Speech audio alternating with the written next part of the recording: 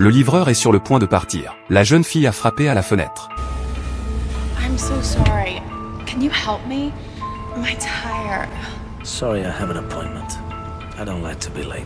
Well... La fille a sorti son arme et l'a pointée sur lui. Il vient de sortir de la voiture. Les voyous se sont précipités sur lui. Ils veulent s'amuser avec sa voiture de luxe. Dommage qu'il y ait un mot de passe dans la voiture. Elle ne peut tout simplement pas démarrer. Les voyous descendent immédiatement. Jason enlève calmement son costume.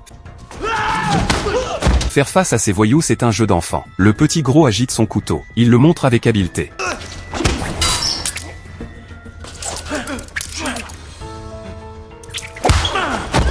La petite délinquante est paralysée de peur. Elle tient son arme sans oser bouger. Jason l'ignore aussi. Il s'est mis en costume tout seul.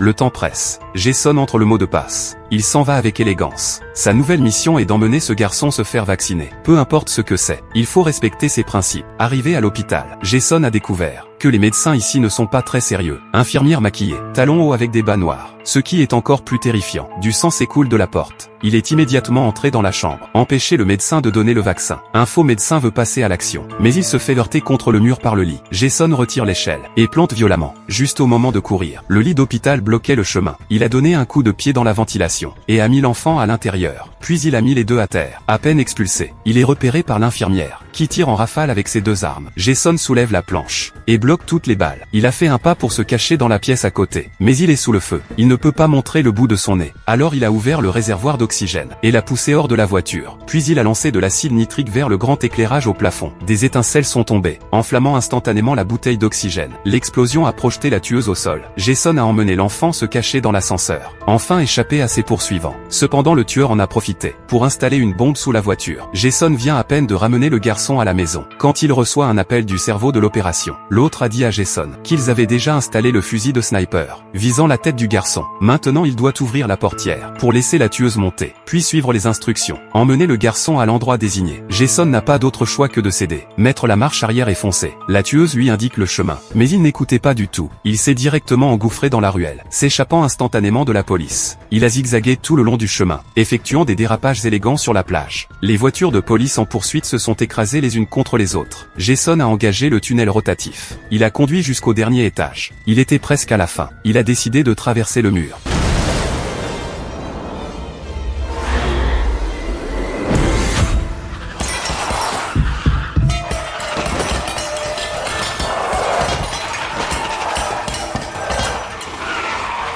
Puis a filé à toute vitesse au milieu des deux étages. Jason respecte ses engagements. Il a amené le garçon au quai. Ils étaient nombreux, et chacun était armé. Pour la sécurité du garçon, il doit partir en premier. Cependant,